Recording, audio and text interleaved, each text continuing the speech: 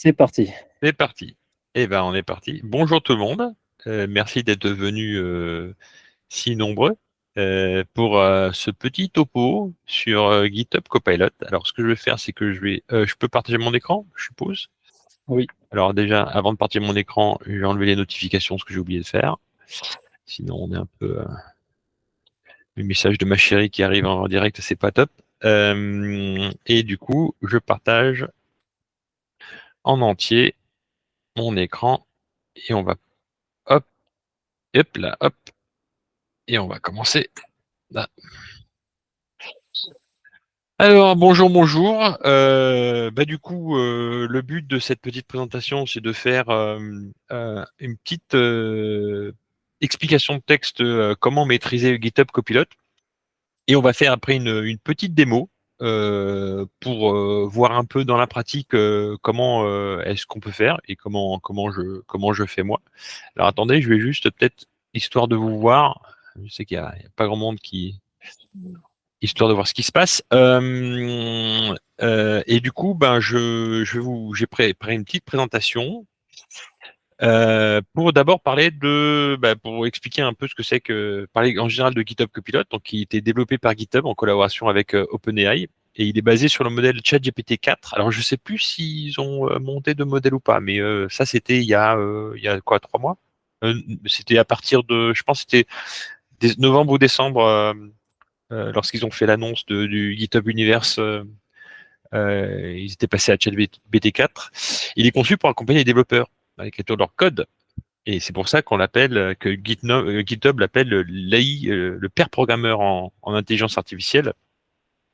Et ben, il faut se le dire, aujourd'hui, c'est l'outil de référence. C'était le premier et ça reste encore l'outil de référence et tout le monde est un peu en train d'essayer de courir après. Donc pourquoi est-ce que j'ai eu cette idée de présentation? Parce que alors quand je pose la question autour de moi, c'est ouais, c'est révolutionnaire, c'est super, mais même des développeurs assez aguerris me disaient c'est un peu magique ce truc. Je lance des commandes, mais en fait je vois ce qu'il me dit, mais j'accepte pas, mais sans plus. Et du coup, il y avait pas mal d'autres personnes qui étaient peut-être des plus juniors qui disaient que tu mets un peu de code et hop, ça apparaît tout seul, ça marche, c'est magique, et puis hop là, on peut y aller. Mais il faut pas oublier que même si c'est une baguette magique, c'en est pas moins un outil et qu'un outil, ça s'apprend à s'utiliser. Et que du coup, quand on sait mieux utiliser un outil, forcément, on en tire plus le jus et tout ce qui peut nous apporter. C'est un peu comme Python quand on apprend à utiliser les librairies, ou alors quand on apprend à vraiment utiliser les différentes capacités de l'outil de Python pour écrire du meilleur code et puis pour arrêter de réinventer la roue.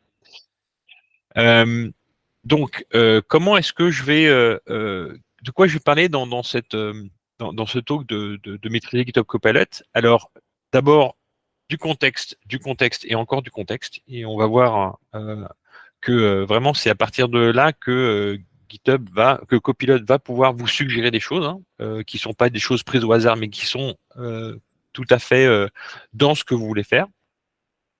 Ensuite, on va voir les pratiques de flux de développement qui vous permettent de prendre le contexte, d'avoir des suggestions et puis de les utiliser et puis de les améliorer. Et on va voir en quoi GitHub Copilot excelle. Alors, oui, histoire que vous puissiez voir le dernier petite phrase. Donc, donner du contexte. Alors, il y a plusieurs éléments qui permettent à GitHub de mieux marcher et de savoir dans quel contexte il va vous donner les meilleures suggestions possibles. Et en fait, un truc que je savais pas au départ, c'était que dans votre IDE, la première chose qu'il va faire, c'est que il va lire et mettre dans son petit cerveau le contexte des fichiers qui sont ouverts. C'est-à-dire que quand il va prendre des fichiers, il va les scanner et du coup, il va pouvoir regarder ce qu'il y a dedans. Donc en fait, quand vous avez des onglets qui sont ouverts dans votre IDE, GitHub Copilot les scanne. Il est en scan entre 2 et 5, il me semble. Et oui, jusqu'à 4, 5. D'abord l'onglet qui est le plus proche de votre onglet ouvert, et puis ainsi de suite jusqu'à atteindre 4, 5. Donc du coup, le premier conseil pratique à mettre en œuvre pour que GitHub vous donne les meilleures suggestion, c'est vous ouvrez 2 ou 3 fichiers et GitHub Copilot s'en inspirera. Et ça peut être le code d'une API que vous allez utiliser plus tard pour faire du front, etc. Et d'ailleurs, c'est ce qu'on va voir dans l'exemple où je vais faire un back, un modèle et puis des vues. Et puis en fait, en regardant le fichier de modèle ouvert, la vue va automatiquement voir de quoi on parle. Donc, pour ce qui est du contexte, le deuxième, c'est de clarifier son but. Et alors, ce qu'on fait, c'est que tout en haut et tout au début du fichier, on va décrire en langage naturel ce qu'on cherche à obtenir, ce qu'on cherche à développer, ce qu'on cherche à faire. Et du coup, ça va donner à GitHub Copilot un contexte général. Et comme lui, il comprend, il interprète les phrases, il va prendre cette phrase-là et puis il va en déduire quelque chose. Donc, du coup, autre conseil, quand vous démarrez votre fichier, quelques lignes de commentaires dans lesquelles vous décrivez ce que vous voulez construire de manière générale. Ensuite, spécificité. En fait, plus on va être spécifique, plus GitHub Copilot va savoir ce qu'on attend et du coup va nous donner ce qu'on voudrait savoir et ce sur quoi on voudrait suggérer. Donc, on va lui donner des instructions et le plus précis seront ces instructions, plus il va pouvoir précisément répondre et donner ce qu'on attend. Donc, du coup, lorsque vous rajoutez des commentaires, le plus clair, le plus spécifique vous êtes, le plus précis sera la suggestion. Ensuite, c'est un peu, alors ça me fait penser toujours à ce qui est dans la spécification par l'exemple. Spécifique, le BDD, ou pour ceux qui connaissent, c'est étant donné une donnée en entrée, quand je fais telle opération, alors j'ai cette donnée en sortie. C'est un peu la même chose avec GitHub Copilot. Si vous donnez des exemples concrets, par exemple sur une abréviation, où vous dites c'est de maison, c'est de 3 caractères, dont un chiffre et deux caractères. 2 chiffres et 2 lettres, à ce moment, il va pouvoir l'utiliser pour générer exactement ce que vous voulez. Donc, du coup, plus vous donnez d'exemples, et parfois même, il va vous aider à générer des exemples dans vos commentaires. Vous allez voir, ça devrait arriver dans l'exemple qu'on a. Plus il va pouvoir savoir exactement comment faire le développement. Donc, ça, c'est pour tout ce qui est contexte. La deuxième partie, c'est les pratiques de coding. Et dans les pratiques de coding, au lieu de, il faut pas s'attendre à ce que GitHub Copilot soit tout de suite pertinent, mais par contre, il faut utiliser Skillmark pour itérer, rajouter des choses, enlever des choses, et pour que la réponse s'améliore. Donc, probablement qu'au premier coup, GitHub Copilot va pas forcément faire exactement ce que vous voulez, le secret, c'est action, répétition, correction, action, correction et action, correction. Et de cette manière-là, vous allez obtenir petit à petit ce que vous voulez.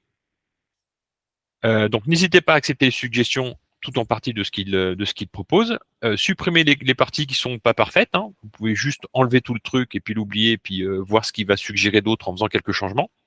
Et ajouter des précisions dans les commentaires, ou voire rajouter des commentaires pour avoir plus de meilleures réponses, et recommencer. Tout le temps. C'est vraiment une itération. C'est je vais en boucle et je continue comme ça.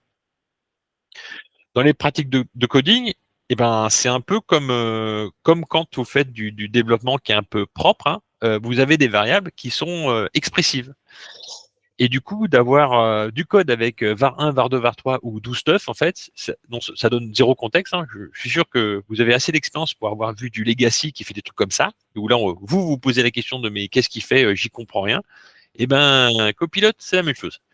Copilot, c'est la même chose. Et si vous donnez des noms plus expressifs, par exemple, transform string to uppercase, lui, il va comprendre ce que vous voulez faire et du coup, il va faire exactement ce que ça dit. Il va transformer un string en uppercase, il va faire des propositions qui sont liées à ça. Donc, que ce soit variable, nom de fonction, classe, à chaque fois, donnez des noms expressifs qui disent bien ce qu'ils sont supposés faire ou représenter. Et j'allais dire que de toute façon, c'est une bonne pratique de programmation. Plus vous le ferez avec GitHub Copilot, plus ça l'aidera à vous aider. Enfin, suivre les bonnes pratiques. Donc là, on en a parlé d'une avec le nommage, mais en général, utiliser les bonnes pratiques, voire ouvrir des fichiers avec des bonnes pratiques, parce que c'est comme la data, hein, c'est garbage in, garbage out.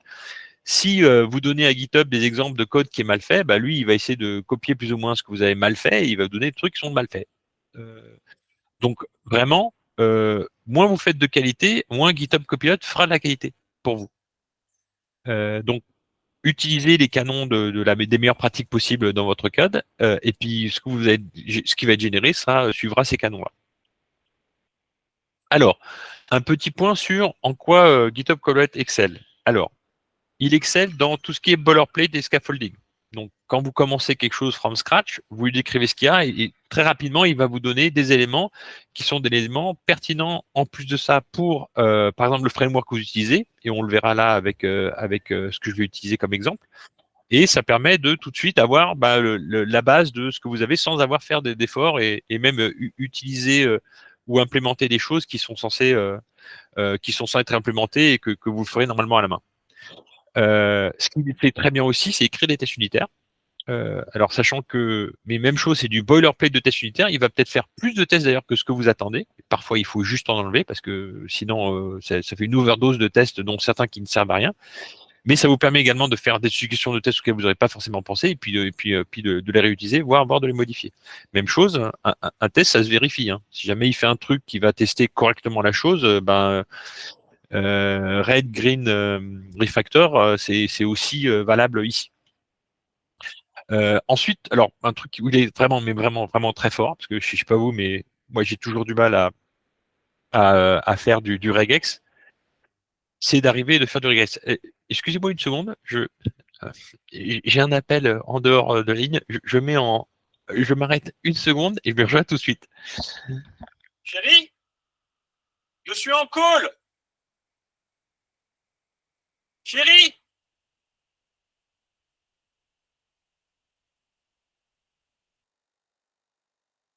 Voilà, c'est pour la petite dague. Donc, chérie, je suis occupé. Donc, on y retourne. Euh, donc le pattern machine, donc le regex, c'est très très bien. Moi qui comprends, il faut que je m'y remette à chaque fois dans le regex. Bah lui, il va comprendre le regex. Vous lui dites, je veux un string avec tel caractère et pas tel truc et pas machin. Il va comprendre très bien. Voire, il va pouvoir vous l'expliquer. Ce qui est très bien avec des commandes, des commandes de GitHub Copilot, c'est que quand vous dites /explain, bah, il va vous expliquer le regex que vous voulez utiliser. Et oui, et aussi expliquer du code imbitable. Donc le code où il y a des var 1, var 2, var 3, do stuff, etc. Et ben parfois il arrive quand même à vous expliquer des choses où vous donnez des leads. Alors parfois il est un peu verbeux et répétitif, hein, il dit des trucs évidents que vous aurez compris tout seul, mais parfois il peut finir par donner des éléments d'explication qui vous donnent la puce à l'oreille et qui vous permettent ensuite de comprendre tout le truc. Donc c'est plutôt très utile. Et on en vient à la démo. Et pour la démo, je vais switcher sur. Alors moi comme IDE j'ai IntelliJ. Donc IntelliJ, il y a beaucoup de comment dire d'exemples qui sont faits plutôt sur VS Code. Et c'est vrai que VS Code du coup ils ont implémenté des trucs un peu plus avancés que qu'IntelliJ, je dirais, dont le inline où on peut à partir d'un endroit du code rentrer un truc inline au lieu de rentrer un commentaire, il va faire des euh, des inserts comme ça et des diffs. Mais bon, c'est ça. Pour moi, ça marche bien. Et puis IntelliJ, j'ai vraiment l'habitude et il y a vraiment des côtés qui sont très très puissants dans cette IDE que j'aime bien. Et j'ai l'habitude de toutes les commandes de raccourcis. Donc, comment se présente GitHub Copilot? Là, vous avez le petit chat qui a sur le côté. Dans ce chat, on va pouvoir lui sélectionner du code, poser des questions. Alors, là pour l'instant, je vais plutôt faire un exemple en utilisant directement des commentaires, qui était la première utilisation de GitHub Copilot, où on écrivait des commentaires pour voir l'expliquer qu'on fait, et puis ensuite on passait là-dessus. On pourrait aussi passer par le chat. Et je vous montrerai peut-être tout à l'heure comment on peut utiliser d'autres commandes dans le chat pour pouvoir avoir des travaux supplémentaires comme demander justement la génération de tests ou de demander d'expliquer un code, etc. Donc, ici, mon exemple va se baser sur une framework Django, qui est une framework assez connue pour faire du développement de, de, d'appli web et qui va de bout en bout jusqu'à la base de données. Et du coup, mon but, ça va être de créer un site web de conférence avec des speakers, des tracks et des talks. Et du coup, je vais commencer par dire à GitHub Copilot, je vais avoir, je peux zoomer un peu. Oui, je peux zoomer un peu. Comme ça, c'est mieux. Et je vais virer ça. Ça va comme ça? Voilà. Donc, impec. Euh, hop. Du coup, comment est-ce que je commence? Donc, comme je vous ai dit, le premier truc le plus important, c'est d'expliquer à GitHub qu'est-ce que je veux faire. Et du coup, je vais lui donner un contexte général. Donc, comment est-ce que je fais ça? Eh ben, euh, tac, je vais mettre un commentaire et je vais lui dire que je veux build out a conference. Conference. Et là, vous voyez, il a dit modèle, c'est pas ce que je veux. Là, en faisant un option, je suis sur Mac, hein, donc option sur la droite, je vais accepter. C'est pas option, pardon, c'est commande. Conférence modèle. Là, moi, je veux pas le modèle, je veux un conférence website. Ensuite, je vais lui dire, là, il me donne une succession, c'est pas ce que je veux. Je vais dire add a speaker, a track and a talk.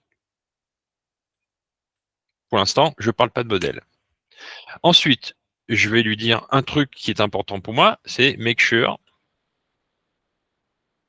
that parents can't be deleted if they have children. Alors, qu'est-ce que ça veut dire? Ça veut dire que dans mon modèle de données et dans la base de données, en gros, lorsqu'il y a un modèle qui est lié à d'autres entités, et qui a des entités parentes, si jamais on veut supprimer un parent mais qu'il y a encore des enfants, on doit spécifier à Django de ne pas le faire. Et donc vous allez voir dans le code après, il va devoir je vais m'attendre à ce qu'il me fasse une suggestion pour ça. Et ensuite je lui dis create the model, your model here. Boom. Et là tout de suite il commence par un speaker. Mais du coup, il me met plein de trucs dans le speaker. Et moi, ce que je vais vouloir, c'est que je vais vouloir être plus précis. Parce que là, il me propose un truc avec un name, un bio, un site web. Moi, c'est pas ce qui m'intéresse. Moi, ce que je veux, c'est je veux avoir speaker should have a name, email and LinkedIn profile. Voilà. Hop, pardon. Et là, qu'est-ce qu'il m'a proposé? Eh ben, il me propose un modèle avec un nom, un email et un LinkedIn profile. Mourad, tu espères qu'il y aura un replay? Je, je suppose que oui. Ah bah tiens. Donc c'est oui. Donc vous avez vu. Alors non seulement quand je lui ai demandé, j'ai dit, j'ai fait un link. D'ailleurs, j'ai fait une erreur dans LinkedIn, mais il a compris. Donc du coup, il a corrigé mes erreurs. Donc du coup, il m'a fait un LinkedIn avec un email et avec également le champ spécifique qui va vérifier que c'est un email. Et également, il va reconnaître que le LinkedIn profile, c'est en fait un URL. Donc du coup, il va me créer un champ qui va être un champ d'URL. Donc déjà, ça, il y a pensé rien qu'avec mon commentaire. Et en plus de ça, il a fait deux boilerplates, qui sont des boilerplates classiques de chez Django, et que moi, j'ai pas du tout eu besoin d'écrire. Et il l'a fait d'office. Donc voilà, ça c'est pour mon premier champ et je suis assez content. Et maintenant, qu'est-ce que je voudrais une track et du coup, alors oui, en effet, track, donc track with track should have a name, oui, c'est très bien, a name, a description, virgule, description, ça je suis d'accord, and, et moi j'aimerais une abréviation. Hop, donc je lui demande ça, et là, qu'est-ce qu'il me propose? Eh ben, il me propose, même chose, un nom. Et là, je suis assez content. Ok, il me fait un truc avec 255 lignes. On pourrait faire moins, mais ça me va. Une description qui a un text field et puis une abréviation. Et là, du coup, j'accepte. Et du coup, même chose, il m'a fait tout le boilerplate. Il m'a mis une abréviation et donc, du coup, tout va bien. Je suis assez content. Maintenant, il m'a donné une abréviation qui était de longueur de 10, mais en fait, c'est pas ce que je veux. Donc, ce que je vais faire, c'est que je vais virer ça et je vais lui donner plus d'informations. Donc, c'est là où je commence à préciser le truc en disant que les abréviations should be three uppercase letters. Donc, je lui demande, et qu'est-ce qu'il me fait? Eh ben, il va me faire tout ce qu'il faut pour faire l'abréviation parce que j'ai été spécifique. Donc, c'est bien de longueur 3. Il va même rajouter un validateur en regex qui va dire en regex, voilà, c'est 3 uppercase. Et du coup, ça me permet d'avoir exactement ce que je voulais en l'ayant écrit comme ça en commentaire. Donc, ça, c'est bon. Maintenant, qu'est-ce que je vais vouloir faire maintenant, je vais avoir la classe talk. Donc, mon talk, alors déjà, il a commencé. Le talk should have a title, je suis d'accord. Une description, je suis d'accord. A track, je suis d'accord. Un speaker, ok. Mais, moi, je veux pas de start time. Moi, je veux une date.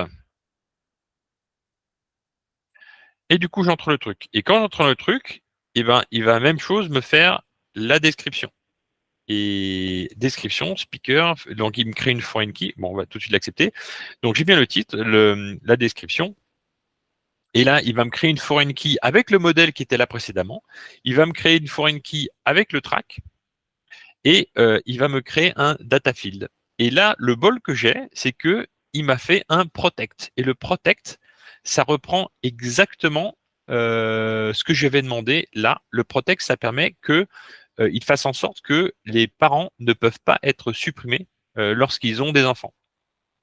Et ça, c'est fait en Django avec le nom protect. Alors, normalement, et parfois, il se plante ici. Il se plante, il me met pas protect, il me met cascade. Et là, regarde, si je remets cascade, quand je vais mettre ce truc-là, là, il va me mettre chose, il va me le mettre en cascade. Et du coup, bah, j'aurais fait comme là, je l'ai fait. Vous voyez, j'ai changé en protect. Et quand j'ai changé en protect et que je leur demande de me le régénérer, eh ben, il va me le remettre en protect. Donc là, cette fois-ci, il l'a pris, mais parfois quand j'ai fait la démo d'autres fois, il prenait pas Protect, il prenait Cascade, et du coup, il faut faire le changement et faire la modification. C'est pour ça qu'il faut jamais prendre comme argent comptant ce que GitHub dit, ce que GitHub fait, Copilot. Il faut vérifier et ensuite corriger là où on a besoin de le corriger. Donc voilà. Donc ensuite, moi, ce que j'aurais voulu également, c'est de faire évoluer ce truc-là un peu plus. Et j'aimerais rajouter un niveau add a level field with a choice of beginner, intermediate and advanced. Bah voilà. Et il m'a proposé, c'est exactement ce que je voulais. Et quand je vais lui demander de me faire ça, et ben tout de suite, il va me donner ça. C'est un donc de différents choix. Et après, hop, il va me créer un field level qui va lui réutiliser ses choix et me permettre d'avoir des niveaux qui sont avec une seule caractère mais qui ont une correspondance pour des niveaux pour ces niveaux-là. Et du coup, bah, je suis vachement content parce que un, j'y aurais pas pensé et deux, vous avez vu à quel point c'était rapide de le mettre en œuvre. Un truc qui est un peu plus élégant que d'avoir juste des choix des choix avec des sans raccourci. Et après, ce que je vais demander, un truc un peu plus compliqué, je vais demander create a computed field named code. Et alors, je vais lui dire, donner plus de détails. The code should have a track, a dash. Et du coup, là, je suis en train de lui dire exactement ce que je veux. The level, virgule, and 2 digits for the ID. Donc là, je vais demander comment un truc assez compliqué, mais ce que je vais faire avant qu'il me propose quelque chose, je vais lui donner un exemple.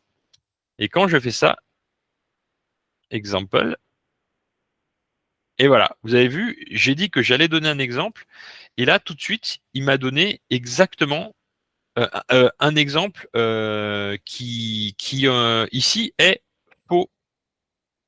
Parce que j'ai demandé la track OK, un dash, un niveau OK, il a mis un B, mais je lui ai pas mis de mettre de dash avec les 2 digits. Donc, qu'est-ce que je vais faire? Je vais accepter ça, mais le changer. Et du coup, GitHub Copilot m'a suggéré quelque chose, il a un peu halluciné, je lui dis non, non, non, mais c'est pas ça ce que je veux c'est ça. Ce qui veut dire que s'il avait généré le code, probablement qu'il se serait gouré également. Mais en lui donnant un exemple, j'ai été super précis. Et du coup, en étant super précis, il va pouvoir prendre l'exemple et me générer ce que je veux. Donc, d'abord, il me dit c'est une propriété, oui, très bien. Et ensuite, il va me donner le code. Et dans le code, eh ben, il y a exactement ce qu'il me faut. C'est-à-dire qu'il a pris l'abréviation de la track, il a mis le niveau et il a mis dans l'identifiant, il a pris que les premiers chiffres. Du coup, voilà, je me suis créé comme ça un modèle euh, en itérant sur ce qu'il y avait, en donnant des exemples, en corrigeant l'exemple qui était faux au départ, en raffinant des choses comme par exemple ce que j'ai fait pour l'abréviation. Hein, c'était un truc de 10 caractères et maintenant ça n'est plus que 3. Et il m'a rajouté plein de trucs comme les validations automatiques. Il m'a rajouté tous ces trucs qui étaient du boilerplate que j'avais pas forcément envie de faire. Il l'a fait pour moi.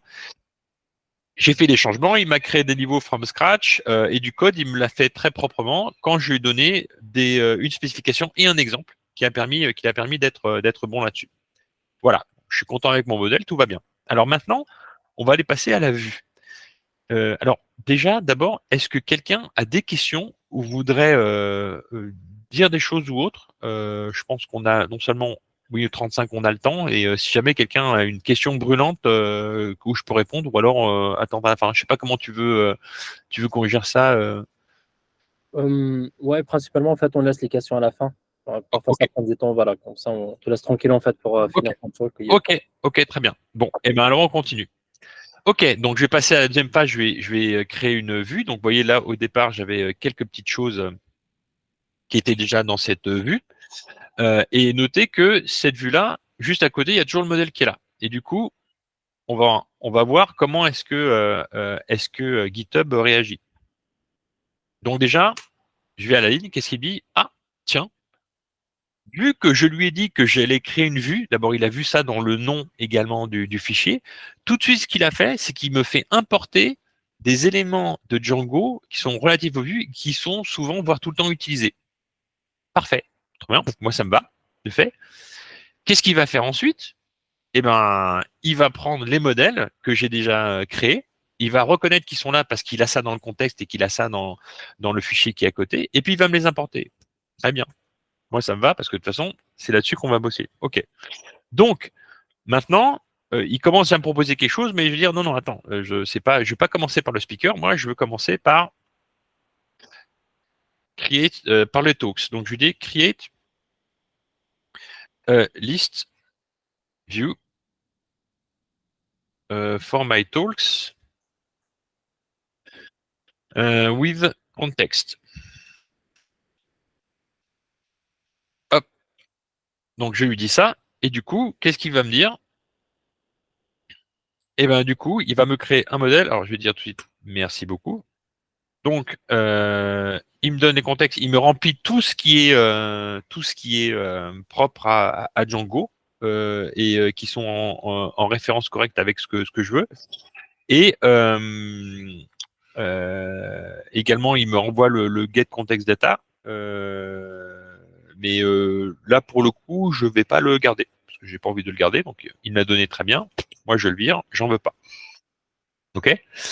Alors, maintenant dans Django, il y a une manière que Django fonctionne, c'est que par défaut, à chaque fois qu'on va aller taper dans une Django, lui il va aller chercher dans la base de données et en fait, pour accélérer les choses, on veut qu'il fasse une pré-requête et qu'il aille chercher euh, les les euh, les éléments qu'il faut et pour accélérer la réponse de Django.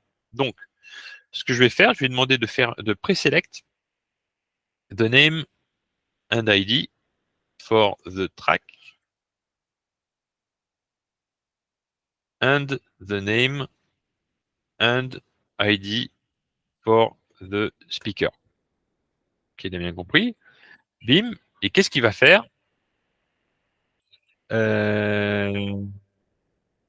Il va me l'écrire ça de cette manière-là.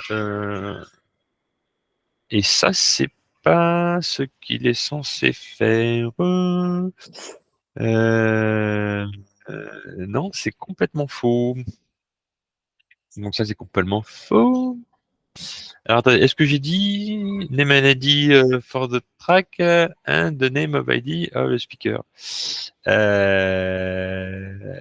Du coup, ça, c'est faux. C'est pas du tout ce que je voulais.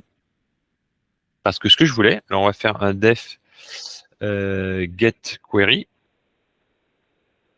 set, c'est ça que je voulais. Et là, voilà, je l'ai aidé un peu et il m'a renvoyé quelque chose. Select related, track name, etc. Et all. OK.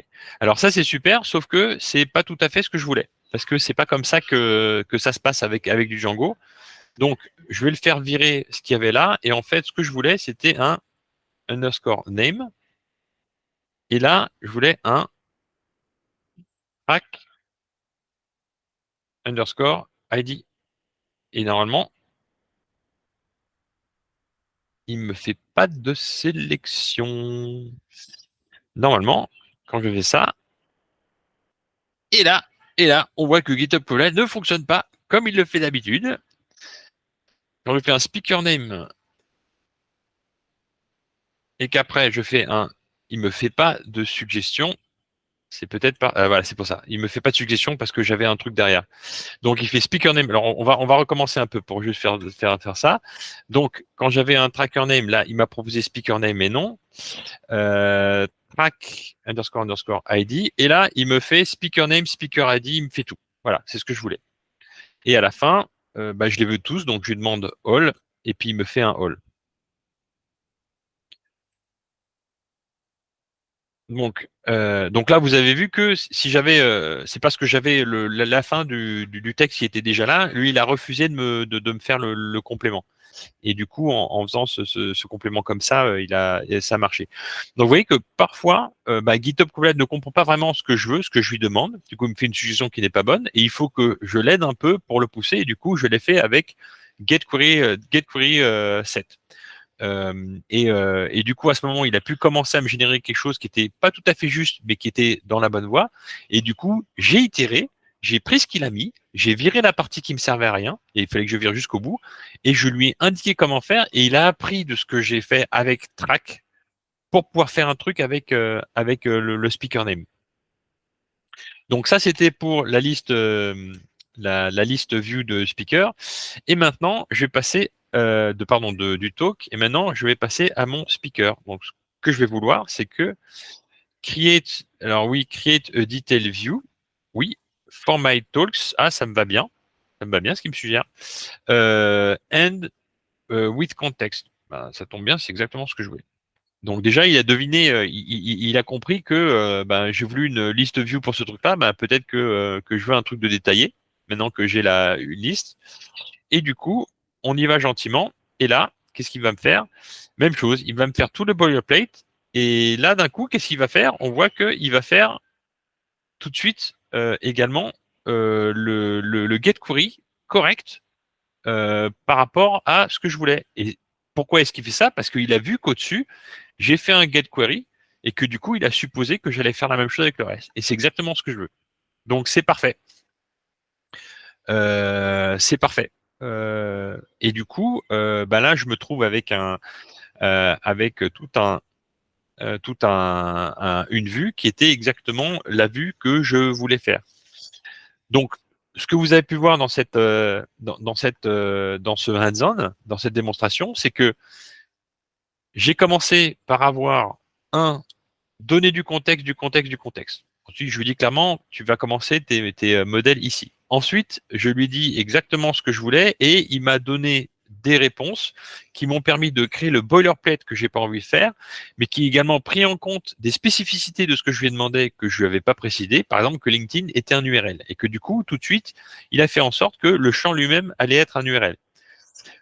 Ensuite, j'ai recommencé à faire la suite et je lui avais dit en haut que j'allais de toute façon avoir un speaker, un track et un talk, donc il a déjà vu ce que c'était. Je lui ai, au départ, je lui avais demandé une abréviation, il m'a donné une abréviation qui n'était pas ce que je voulais, donc j'ai itéré, j'ai effacé ce qu'il m'a donné et je lui ai donné plus de précision par rapport à ce que je voulais. Et grâce à ça, il m'a très précisément généré ce que je voulais, avec en plus un regex que j'avais, que j'aurais dû créer sinon par moi-même.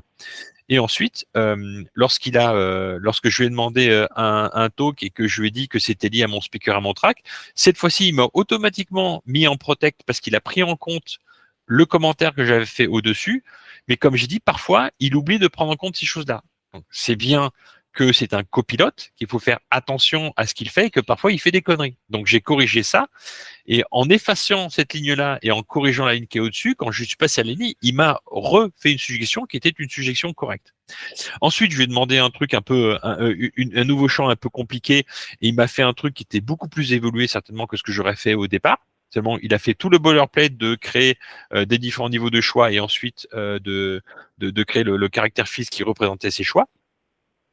Après, je lui ai demandé spécifiquement de créer quelque chose qui était calculé et avec un exemple dans lequel l'exemple était faux au départ. Donc, j'ai pu corriger l'exemple, ce qui fait que le code, je pouvais être plus confident sur le fait que le code allait être correct. Et comme on a pu vérifier, alors que avec l'exemple précédent, il aurait mis un tiret ici et qu'ici, il n'a pas mis de tiret. Et du coup, il m'a sorti exactement ce dont j'avais besoin, de la manière dont j'en avais besoin. Donc ça, c'était pour le modèle.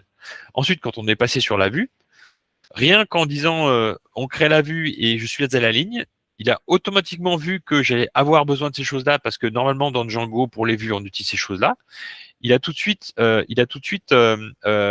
proposé d'insérer ces éléments-là également.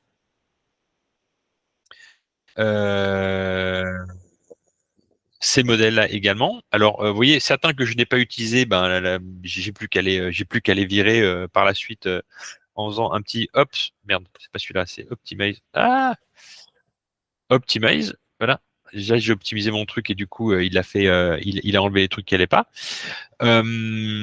J'ai commencé à lui demander une présélection pour optimiser les choses. Il n'a pas du tout compris. Donc, j'ai fait, j'ai commencé à écrire le truc et là, il a compris et du coup, il m'a généré quelque chose qui n'était pas tout à fait ce que je voulais. Donc, du coup, j'ai itéré de nouveau. J'ai viré ce qui était pas bon. Et il fallait que je le vire jusqu'au bout. Donc, c'est pour ça que j'ai pas eu des suggestions parce que c'était entre deux textes. Et quand j'ai commencé à écrire track name et track ID, tout de suite, il a compris qu'il faut un speaker name et un speaker ID. Donc, il l'a fait pour moi. Et ensuite, quand je lui ai demandé de créer une vue détaillée, il a appris de ce que j'avais fait juste au-dessus. Et grâce à ce contexte-là, il m'a généré ce qu'il fallait. Donc, voilà pour cette démonstration. Je voulais faire un petit commentaire sur tout ce qui est ces commentaires. Alors, là, j'utilise IntelliJ et je l'ai utilisé de cette manière-là pour pouvoir montrer qu'avec des commentaires et du prompt crafting sur les commentaires, ça marche bien.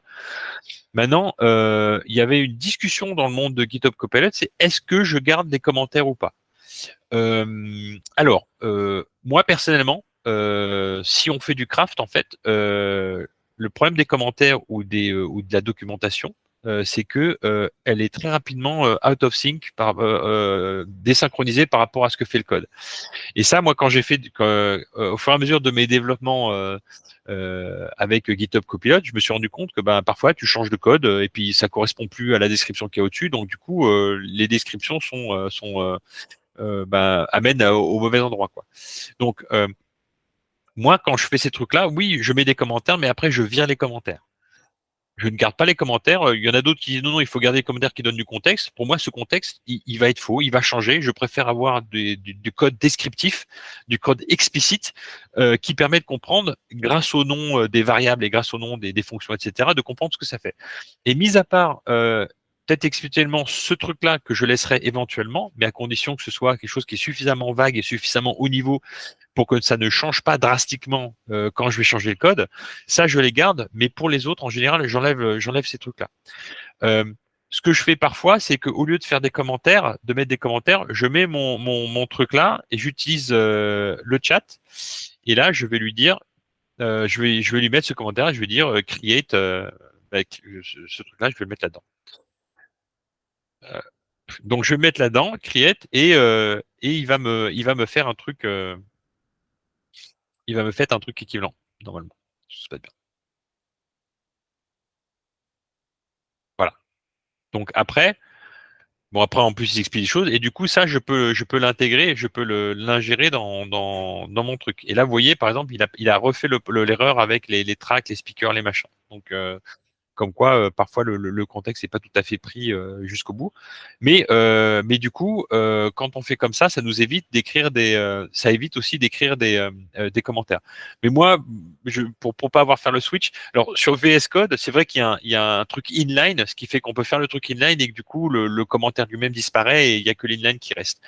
Donc pour moi, il vaut mieux virer les commentaires une fois qu'on a terminé.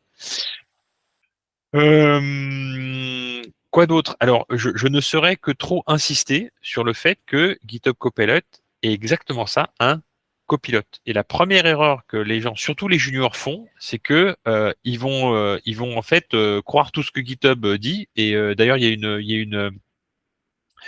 y a une étude qui a été faite récemment qui a étudié le fait que depuis la sortie de GitHub Copilot, il y a beaucoup plus de merge requests qui ont été acceptés, qui sont réversés parce que un code qui apparaissait comme étant bon, finalement, n'est pas si bon que ça. Et comme dans beaucoup de projets open source, il n'y a pas beaucoup de tests, et ben du coup, on fait confiance dans les gens qui le font et puis après on fait un reverse si ça marche pas. Et justement, le fait qu'il y ait une augmentation du nombre de reverse sur les commits a été attribué ou a été corrélé avec l'arrivée de GitHub Copilot et l'utilisation extensive de GitHub Copilot. Voilà pour la démo, il reste 10 minutes. Je vais m'arrêter là. Questions, précisions ou autres, je vous laisse. Super, très bien, merci Emmanuel. Enfin, c'est très, très, très intéressant. Juste avant le passage sur les questions, en fait, je te demande juste de te présenter à la communauté, parce qu'on ne l'a pas fait en fait au début de la presse, comme ça on te Mais c'est connaître. vrai. Rapidement, on fait 2-3 mots. Bonjour, je m'appelle Emmanuel Sierra. Donc, Emmanuel Sierra, alors je vais la faire très courte parce que j'ai une vie assez, comment dire, on me dit que je suis un peu, ouais, j'ai une vie un peu bizarre. Bon, bref, j'ai commencé dans l'informatique, j'ai essayé de me virer de l'informatique, donc j'étais archi Java dans les débuts de l'EJB. Ensuite, je suis parti faire des trucs dans l'organisation et dans tout ce qui était systémie et développement organisationnel et dynamique d'équipe et dynamique d'organisation, etc. Et j'ai essayé d'arrêter de faire de l'informatique et je suis revenu dessus en faisant de la systémie et du process, mais en tant que coach agile.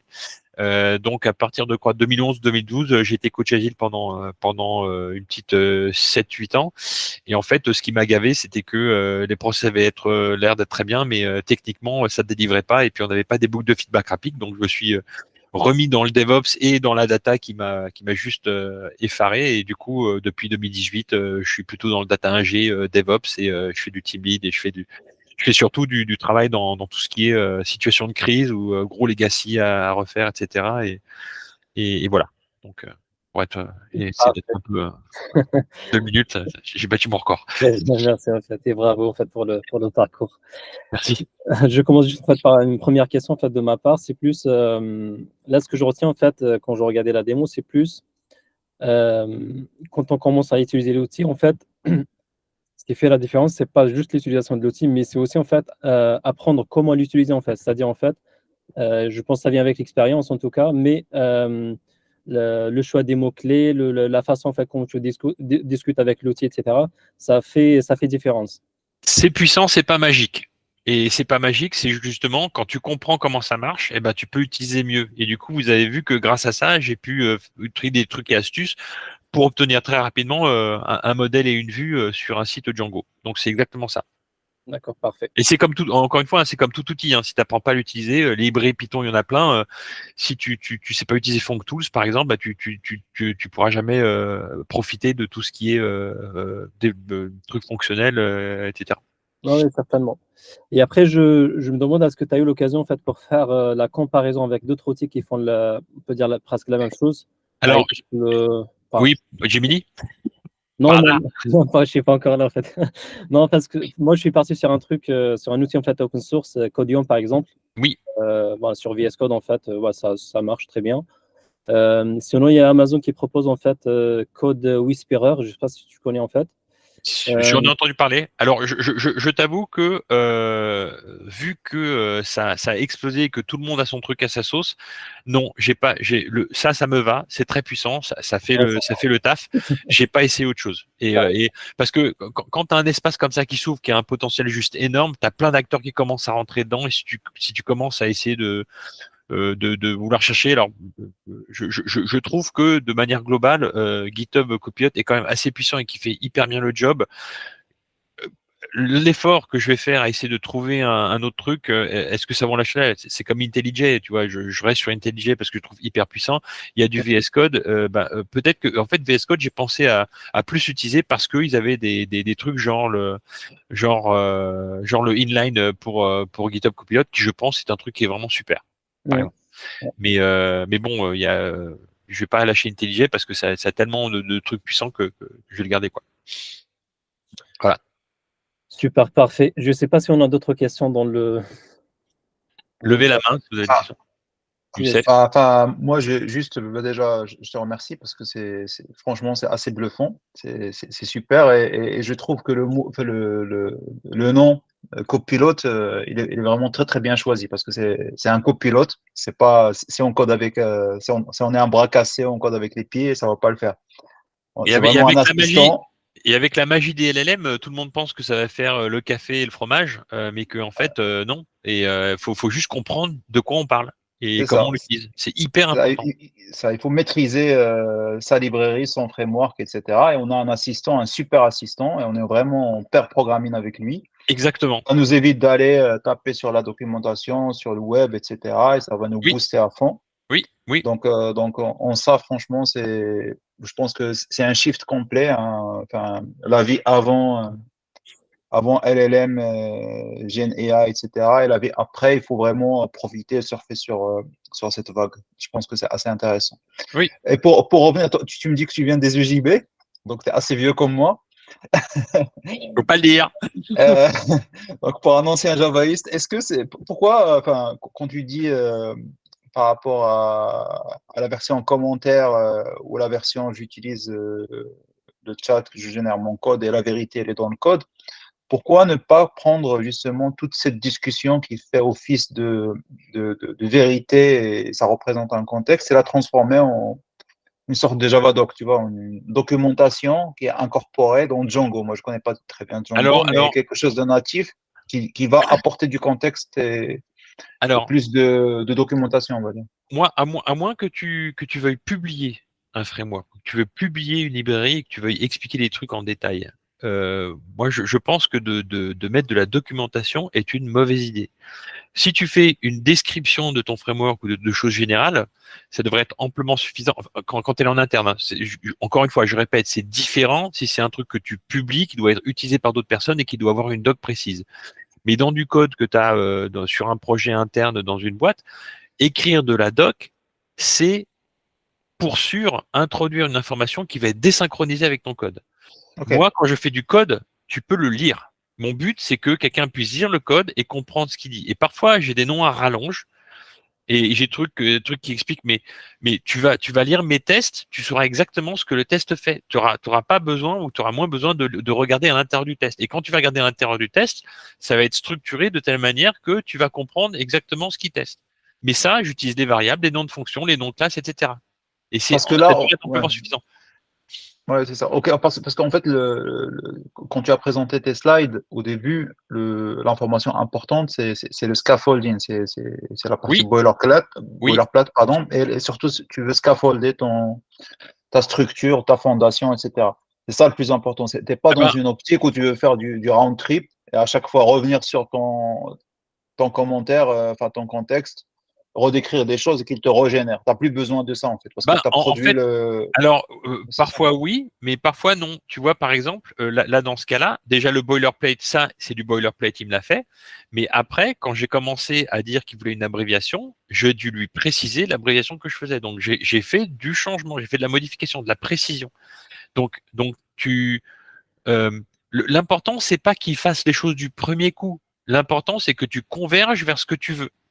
Et du coup, tu dois retravailler les trucs, tu dois le repréciser, tu dois faire des trucs comme ça, et là, ça va te permettre d'obtenir ce que tu veux. Donc, et je suis pas sûr, si j'arrive à suivre ta phrase, je ne pense pas que mettre de la documentation va forcément beaucoup aider à faire ça, surtout quand tu vas avoir une contradiction entre la documentation et le code, ce qui arrive souvent, Mhm. parce que la doc se désynchronise tout le temps. Oui, oui. Euh, Voilà. Mais après, GitHub Copilot, une fois que tu veux déployer le truc, tu demandes à, tiens, je vais faire ça par exemple.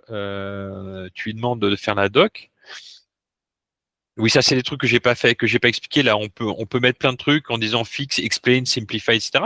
Tu fais le truc avec la doc. Je lui demande de me créer la doc pour ce que j'ai sélectionné. Donc, je lui donne le contexte en sélectionnant. Et là, il va m'écrire la doc. Il va me dire exactement ce qu'il y a. Bon, là, il est un peu lent là. Mais en gros. Voilà. En gros, il me fait ce truc-là. Ça, je pourrais l'insérer si je veux. Mhm. Mhm. Mais ça, pour moi, Make je ne sense. l'utiliserai que si je fais que si que si je déploie le truc ailleurs. Et là, il me met toute la doc de string. Tu vois. Même ce truc-là, str, il devrait pas le faire parce que c'est un truc, c'est du boilerplate. Pourquoi tu as besoin de ça? Tu vas pas le mettre. Et tous ces trucs-là. Bon. Là, si tu veux, voilà, bah, j'ai une doc, ok, super. Mais ça, je le fais qu'à la fin où je le régénère à chaque fois que je fais les changements et seulement quand j'ai vraiment besoin de publier une doc pour que les gens à l'extérieur puissent l'utiliser. Le code en interne dans des projets, non. Enfin, moi, je fais pas. Je fais pas parce que ça pose plus de risques de désynchronisation qu'autre chose. Yes. Oui, donc je j'ai pas précisé. Enfin, vous avez plein de trucs. De simplifier. S'il y a un bug, vous fixez, vous lui demandez d'expliquer le code, tous ces trucs-là, ça peut vraiment aider et être pas mal puissant. D'autres questions?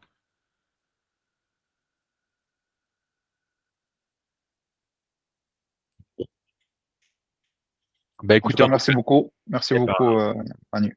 Mm. C'est top. je vous en prie. Merci beaucoup. Merci à tous. Et puis Merci bah, beaucoup. au En fait, plaisir à une prochaine fois. c'est très intéressant. En Merci. fait. Merci pour ton temps. Merci. On se retrouve en tout cas le mois prochain pour un autre rendez-vous en fait, Bichard en fait comme d'habitude, Ok. et on aura en fait un nouveau sujet à présenter. Merci beaucoup et bonne soirée. Merci Au à revoir. tous. Au revoir. Allez, bonsoir à tous. Bonne soirée. Ciao. Ciao. Ciao.